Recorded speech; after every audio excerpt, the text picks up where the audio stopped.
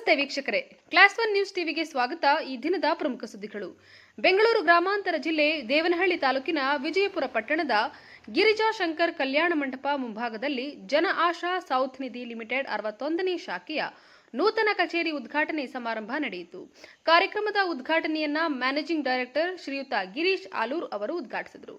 ಅಧ್ಯಕ್ಷತೆಯನ್ನ YM ಮೂರ್ತಿ DM ಅವರು ವಹಿಸಿಕೊಂಡಿದ್ದರು. ಮುಖ್ಯ ಅತಿಥಿಗಳಾಗಿ ಶ್ರೀ ಶ್ರೀ ಮಹದೇವ ಸ್ವಾಮೀಜಿಗಳು, ಬಸವ ಕಲ್ಯಾಣ ಮಠ ವಿಜಯಪುರ ಪುರಸಭೆಯ ಅಧ್ಯಕ್ಷೆ ಶ್ರೀಮತಿ ಭವ್ಯ ಮಹೇಶ್, ಅತಿಥಿಗಳಾದ senior PRO G Ravi, PRO M Vishwanath, DOM Ratnamma ಇವರುಗಳ ಉಪಸ್ಥಿತಿಯಲ್ಲಿ ಮತ್ತು ಕಾರ್ಯಕ್ರಮದ ನಿರೂಪಣೆಯನ್ನ ಶ್ರೀಮತಿ ಆನಂದಮ್ಮ ನೀಡಿದರು. ತದನಂತರ ಮ್ಯಾನೇಜಿಂಗ್ ಡೈರೆಕ್ಟರ್ ಗಿರೀಶ್ ಆಲೂರ್ ಅವರು ಮಾತನಾಡಿ, ಬೀದಿ ಬದಿ ವ್ಯಾಪಾರಸ್ಥರಿಗೆ, ಸ್ವತಃ ಉದ್ಯೋಗ ಮಾಡುವವರಿಗೆ daily pigmy collection, monthly RD collection ಉಳಿತಾಯ ಮಾಡಿ ಸೌಲಭ್ಯ ನೀಡಿ ವರ್ಷಕ್ಕೆ %12 ಕಮ್ಯುಲೇಟಿವ್ ನೀಡುತ್ತಿದ್ದೇವೆ. ಇದನ್ನ ಗ್ರಾಹಕರುಗಳು ಸದುಪಯೋಗ ಪಡಿಸಿಕೊಳ್ಳಿ ಅಂತ ತಿಳಿಸಿದರು. ಈ ಸಂದರ್ಭದಲ್ಲಿ ಸೀನಿಯರ್ ಸಿಆರ್ಒ ಬಿಕೆ ಮುನಿರಾಜು, ಸಿಆರ್ಒಗಳಾದ PV Nagaraj, BM Karthik, S Sunil Kumar ಹಾಗೂ ಟೀಮ್ನ ಎಲ್ಲ ಸಿಆರ್ಒಗಳು, ಬಿಸಿನೆಸ್ ಅಸೋಸಿಯೇಟ್ಸ್ಗಳು ಉಪಸ್ಥಿತರಿದ್ದರು. ವರದಿ ರಾಜು ಗೌಡ.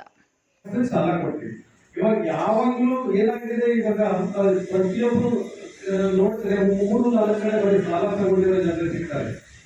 ನೋಡಿ, ಸೇವಿಂಗ್ಸ್ ಮಾಡಿದ್ರೆ ವಿವೇಕಾನಂದರಿಗೆ ಎಷ್ಟು ಜನ ಸೇವಿಂಗ್ಸ್ ಮಾಡಿದ್ದಾರೆ ನೋಡಿ. ಇದುವರೆಗೆ ಏನಾದರೂ ನಮ್ಮ ದೇಶದಲ್ಲಿ ಬಡತನ ಅಥವಾ ಕಷ್ಟಕ್ಕೆ ಸಿಗಾಕೊಂಡಿದ್ದಾರೆ ಅಂತಂದ್ರೆ ಸೇವಿಂಗ್ಸ್ ಮಾಡಿಲ್ಲ. ಖಂಡಿತ ಎಲ್ಲ ನಾವು ಸಾಲದಲ್ಲೇ ಬದುಕ್ತಾ ಹೋದ್ರೆ ನಾಳೆ ದಿವಸ ಒಂದು ದೊಡ್ಡ ಪ್ರಾಬ್ಲಮ್ಸ್ ನಮ್ಗೆ ಎದುರಾಯ್ತು ಅಂತ ಇಟ್ಕೊಳ್ಳಿ. ಒಬ್ಬರ ಮಕ್ಕಳನ್ನ ಎಜುಕೇಶನ್ ಮಾಡಿಸ್ಬೇಕಾಗ್ಬೋದು ಅಥವಾ ಹೆಲ್ತ್ ಇಶ್ಯೂಸ್ ಆಗ್ಬೋದು. ಅವಾಗ ಬೇರೆಯವರು ಸಾಲ ಕೊಟ್ಟಿಲ್ಲ ಅಂತಂದಾಗ ಏನ್ ಮಾಡೋದು? ಕನಿಷ್ಠ ಪಕ್ಷ ನಮ್ಮ ಬರ್ತಕ್ಕಂಥ ಒಂದು ಕಡಿಮೆ ಆದಾಯದ ಜೊತೆ ಸ್ವಲ್ಪ ಸೇವಿಂಗ್ಸ್ ಮಾಡಿದ್ರು ಕೂಡ ನಾಳೆ ದಿವಸ ಲಕ್ಷಾಂತರ ರೂಪಾಯಿ ಸೇವಿಂಗ್ಸ್ ಮಾಡ್ಬೋದು. ಎಕ್ಸಾಂಪಲ್, ಇವಾಗ ಎಷ್ಟೋ ಜನರಿಗೆ ಮಕ್ಕಳಿರ್ತಾರೆ, ಒಳ್ಳೊಳ್ಳೆ ಸ್ಕೂಲಲ್ಲಿ ಓದಿಸ್ಬೇಕಂತ ಇರ್ತದೆ. ಒಂದು ಡೈಲಿ ಒಂದು ₹100 ನಾವು ಎಷ್ಟೋ ಖರ್ಚು ಮಾಡ್ತೀವಿ ಗೊತ್ತಲ್ಲ. ನೀವು ಹೊರಗಡೆ ಹೋದ್ರೆ ನಿಷ್ಠೆ ಇರಬೇಕು, ಭಕ್ತಿ ಇರಬೇಕು, ಶ್ರದ್ಧೆ ಇರಬೇಕು, ನಮ್ಮ ಸಂಸ್ಥೆ ಬೆಳೆಸಬೇಕು ಅಂತ ಛಲವಾದಿಗಳಾಗಬೇಕು. ಯಾವುದು ಛಲ ಇಟ್ಕೊಂಡಿರ್ತೀವಿ ಆಗ ಸಂಸ್ಥೆ ಬೆಳೆಸ್ತೀವಿ.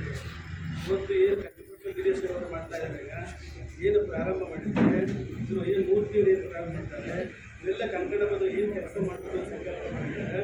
ಆ ಗುರಿ ಒಂದೇ, ಆ ಗುರಿ ಬಿಟ್ಟು ತನಕ ಎಲ್ಲಿಗೂ ಚಲಿಸಿದೆ, ಎಲ್ಲಿಗೂ ಚಲಿಸಿದಂತೆ ನಾವು ಮುಂದೆ ಹೊರೆಯುವಂಥ ಕೆಲಸಗಳಾಗಿಲ್ಲ. ಎಲ್ಲ ಸರ್ಕಾರಾಧಿಕಾರಿಗಳೆಲ್ಲ ಮಾತನಾಡ್ತಾ ಇರ್ತಪ್ಪ. ಜನಾಶಾ ಬ್ಯಾಂಕ್ ಇರುವುದು ಜನಗಳಿಂದ ಜನಗಳಿಗಾಗಿ ಜನಗಳಿಗೋಸ್ಕರ ಮಾಡುವಂಥ ಕಾರ್ಯಕ್ರಮ ಜನಾಶಾ